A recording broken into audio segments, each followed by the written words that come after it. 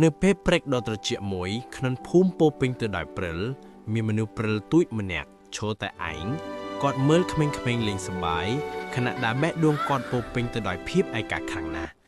មនុស្សព្រិលមិនមានមិត្តនិយាយជាមួយគាត់នោះឡើយប៉ុន្តែខណៈពេលនោះគាត់ឃើញអ្វីមួយកំពុងផ្លាស់ទីនៅជិតខ្លួននោះគឺជាកូនទន្សាយទូតមួយដ៏សែនជិតល្អបំផុតទោះគ្មានពាក្យនិយាយច្រើនក្តីប៉ុន្តែមិត្តភាពចាប់ផ្ដើមកាត់ឡើងមកហើយពេលវេលាតិចតួចក្តីតែនាំមកនូវសុភមង្គលខ្លាំងណាស់សម្រាប់មនុស្សព្រិល Let's play in the snow. What fun! You're the best. Chirp, tweet, best friends. មនុស្សព្រិលមិនមានអារម្មណ៍ថាឯកាទៀតហើយនៅពេលនេះមិត្តភាពធ្វើឲ្យរដូវរងាខ្លាចជាភាពកក់ក្ដៅខ្លាំងក្លាសម្រាប់ពួកគេហើយនៅក្នុងភាពដ៏សែនត្រជាក់នោះបេះដូងរបស់ពួកគេពោពេញដោយក្តីស្រឡាញ់ជាទីបំផុត